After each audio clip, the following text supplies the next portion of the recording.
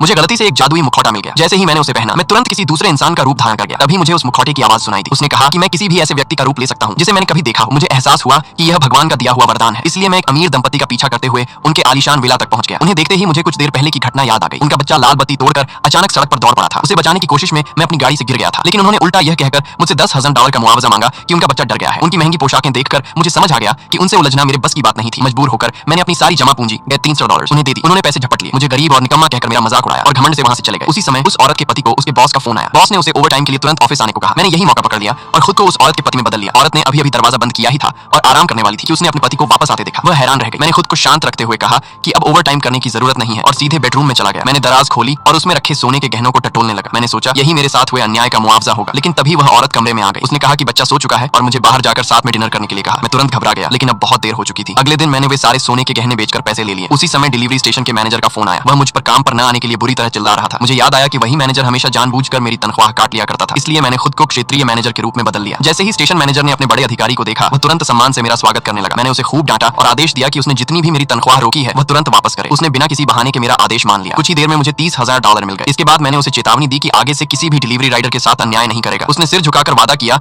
कि अब ऐसा कभी नहीं होगा। जब मैं पैसे लेकर घर लौटा, तभी अचानक किसी ने दरवाजा खटखटाया। वे लोग बोले कि मेरे माता पिता ने सूदखोरों से ऊंचे ब्याज पर कर्ज लिया था और उसकी पूरी रकम आज ही चुकानी होगी। लेकिन मुझे इस बारे में कुछ भी पता नहीं था। मैं समझ गया कि ये ठग हैं, लेकिन मेरे पास भागने का कोई रास्ता नहीं था। मैंने अनजान बनकर कहा कि मुझे पैसे जुटाने के लिए थोड़ा समय चाहिए। इससे उनकी सावधानी थोड़ी कम हो गई। गिरोह का सरदार मेरी बात मान गया। उसने अपने आदमियों को मुझ पर नजर रखने का आदेश दिया और खुद वहां से चला गया। मैंने बहाना बनाया कि नीचे रहने वाले पड़ोसी से पैसे उधार लेने जा रहा हूं। फिर मैंने खुद को उसी गिरोह के सरदार का रूप दे दिया। उसके आदमियों को साथ लेकर मैं एक और घर से कर्ज वसूलने निकल पड़ा, लेकिन मुझे बिल्कुल उम्मीद नहीं थी कि वे मुझे मेरे ही मकान मालिक के घर ले जाएंगे। पता चला कि मेरे मकान मालिक पर पहले से ही $1,000 का भारी कर्ज था। इसी वजह से वह हर महीने मेरा किराया बढ़ाता रहता था। उसने तो यह भी तय कर लिया था कि अगले महीने से मुझे 6 महीने का किराया एडवांस देना होगा, नहीं तो वह मुझे घर से निकाल देगा। यह सुनकर मेरा गुस्सा 7वें आसमान पर पहुंच गया। मैंने उसे अच्छी तरह सबक सिखाया, उसकी सारी संपत्ति अपने कब्जे में ले ली और उसे चेतावनी दी कि अगली किस्त कल तक तैयार रखे। लेकिन इससे मकान मालिक और भी भड़क गया। मेरे जाने के बाद वह सीधे पुलिस के पास गया और खुद ही आत्मसमर्पण कर दिया। उसकी वजह से पूरे गिरोह का सरदार भी गिरफ्तार होकर जेल पहुंच गया। इस तरह मैंने उन सबको उनके किए की सजा दिला दी। अगर आपको यह कहानी पसंद आई हो तो मुझे जरूर सब्सक्राइब करें। अगली बार मैं आपको और भी रोमांचक दुनिया की सैर कराऊंगा।